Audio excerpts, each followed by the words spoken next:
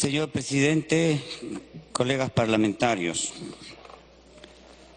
yo quiero empezar diciendo de que aquí nos piden cuestión de confianza.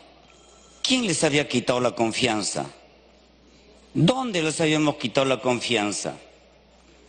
En ningún momento. Yo creo que este gobierno, este gabinete ministerial, a quien tiene que pedir confianza, y la cuestión de confianza se la tiene que pedir al pueblo peruano, a los maestros, a ellos les tienen que pedir confianza, porque han perdido total confianza en ellos y no precisamente en este Parlamento. ¿Acaso no sabemos que todo este problema que en este momento estamos discutiendo, tanto en el Ejecutivo como en el Legislativo, no es un problema que se ha empezado con el problema de los maestros? ¿Acaso no sabemos que la incapacidad de la ministra fue la que originó 60 días de huelga, empezado uno por los maestros del Cusco y continuado por las otras regiones? ¿Acaso no sabemos que por ese motivo es que en este momento estamos discutiendo todos estos aspectos y nos están pidiendo confianza? ¿Acaso no sabemos que durante todos estos 90 días no dijeron a los maestros que eran violentistas, que los maestros eran incapaces, que los maestros eran radicales, que los maestros eran senderistas?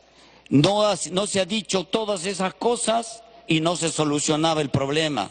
Los maestros seguían en las calles luchando, los maestros seguían en las calles luchando por reforma educativa, seguían luchando porque se haga una evaluación, pero se haga una evaluación con los métodos que se tiene para cada una de las regiones.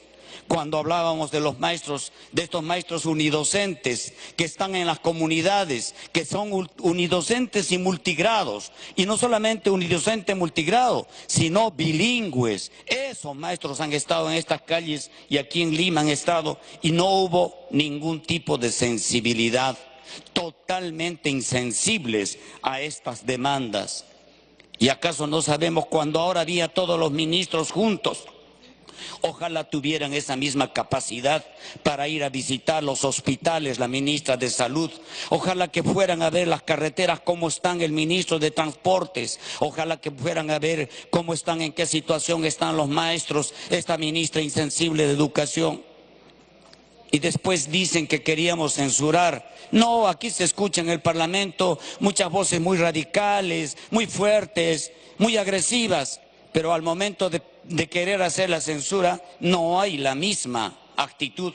Pero nosotros, los del Frente Amplio, sí hemos planteado la censura y sí sabemos que se debe de censurar, pero si no es posible con nosotros, yo creo que los 360.000 maestros del Perú ya la han censurado a esta ministra, y eso es más que suficiente. Que el pueblo peruano, que los 360.000 maestros del país ya censuraron a esta señora, y es imposible hacer una reforma educativa sin los maestros. Que haga ella su reforma educativa, que haga ellos los designios del Banco Mundial, eso que haga, pero la va a hacer sola, no la va a hacer con los maestros, porque los maestros no quieren ese tipo de ministras.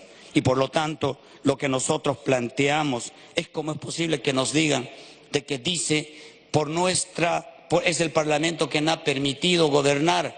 No, lo que no ha permitido gobernar es la inseguridad.